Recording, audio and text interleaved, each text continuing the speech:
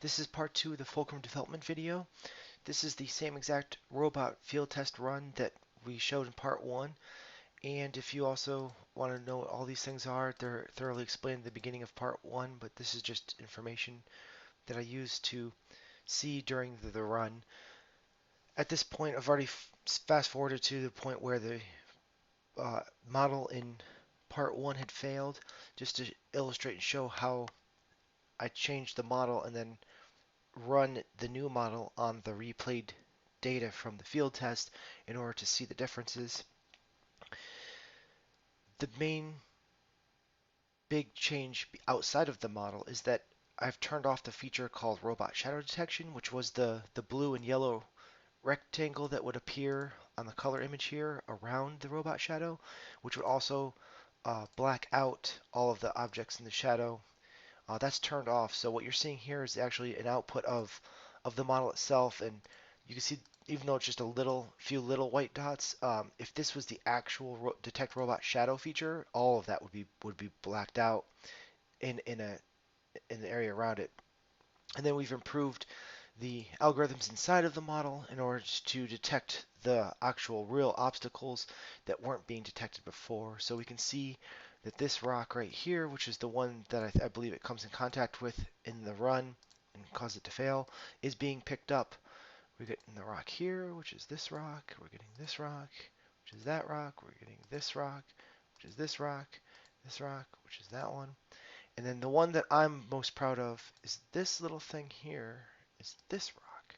So even though the robot mast shadow is creating, a dark area over this actual rock obstacle, that dark area is not showing up, but a little to the right and a little to the left, we're seeing the brightness of that real obstacle. I think it's going to get more pronounced as uh, as we continue on.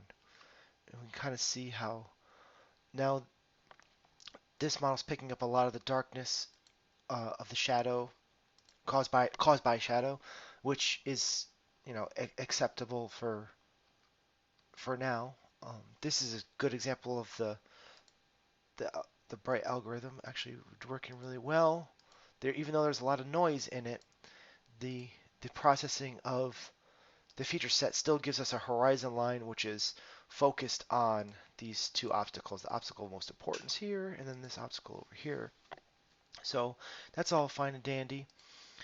And if it does it for a long enough time, I'm just stepping through frame by frame, then we'll see that the, the control software is saying I would make a sharp turn right now. Um, I wasn't paying attention to where it might sharp turn left or right. I don't know until we actually go through a field test, but either way, that's better than the model in version 1, which was not seeing this obstacle at all and just drove into it, which was, I wouldn't call it driving straight because it is a slight sway left and right. Like the control system doesn't drive it 100% the definition of straight, which we can see in the robot kind of here when it does contact. You see how it's kind of just going back and forth a little bit, but it does end up hitting it. It would have stopped right there before, right where it was paused, and perform a sharp turn around the axis where the camera mast is with and centered between those two drive wheels. And the control software still is in turn, even though what we're going to see in the replay data is it's going to just drive straight into the rock because that's what it did during the original case. I know that if I was to go in the field test, it would be turning by now, which again, this is just for software development in the lab. I'm going into the field with this new model to validate it because this, even though I'm even though the model and the algorithms in the model are performing this way on this run, that does not guarantee this run is unique to the lighting situation of this environment at the day and time and the location and the environment of the rocks and everything around. So to validate it is to, number one, in the lab, go through all of the other image sets that I have recorded from prior robot runs in different lighting conditions in different environments on different days.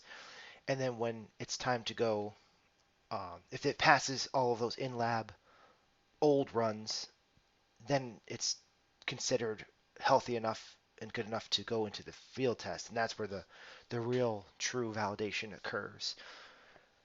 So this is just showing you how, from the development side on the desktop, the differences between how one run goes using a model, it's suboptimal, and then how when I go through to change the model, I'll run through that recorded data again just to verify that the new model is correcting the errors that was seen in the first one. Thanks for watching.